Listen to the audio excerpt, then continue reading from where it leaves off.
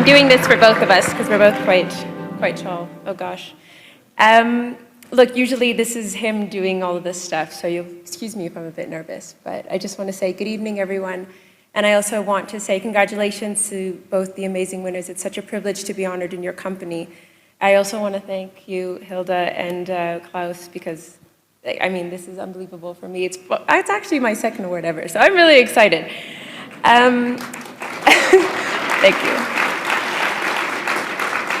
I also want to thank the World Economic Forum for this tremendous honor. Idris and I are obviously both extremely grateful and extremely humbled by this joint recognition for our work, championing causes that not only have great importance to us, but all of which are inextricably linked and should matter to everyone in this room.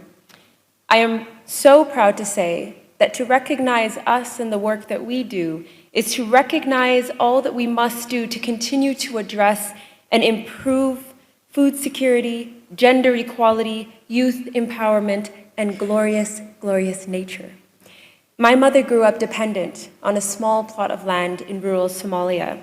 Our parents both left their villages, their countries, for the possibility of a more hopeful future, with the promise of returning one day back to give back to their communities. This is a promise I want to continue. And while we accept this award with deep gratitude, we are here at Davos to highlight the people and the countries who are not making the headlines as much as my husband. Somalia, my home country, is on the brink of famine. Millions of Yemeni children are acutely malnourished. Afghanistan, Central African Republic, DRC, Haiti, Sudan, South Sudan all face catastrophic levels of hunger. Hundreds of millions of people are being forced to flee their homes because of conflict, because of climate change, in some cases both.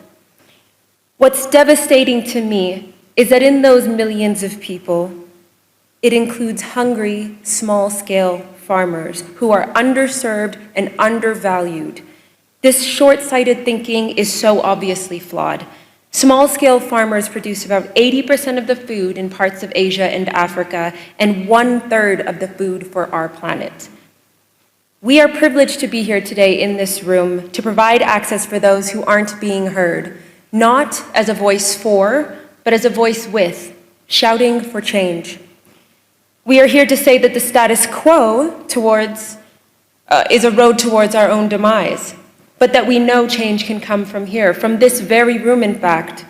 We hope that this is the message that you take with you today. Rural communities are filled with talented, youthful populations, vibrant markets, and enormous potential. We've seen it firsthand. Not only can they feed themselves, but they must and can help feed the world. However, they have little resilience when crisis strikes. Despite their critical role in local, national, and global food security, the global community is failing to meet their needs for greater access to finance, markets, resources, technology, and knowledge.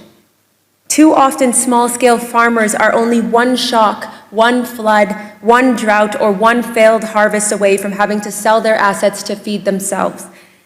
While we are here to say that they need your investment and your support, believe you me, it's really us who need them.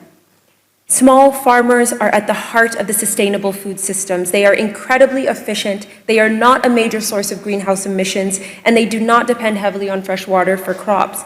They preserve biodiversity instead of depleting it, and they are home to a wide range of plants, insects, pollinators.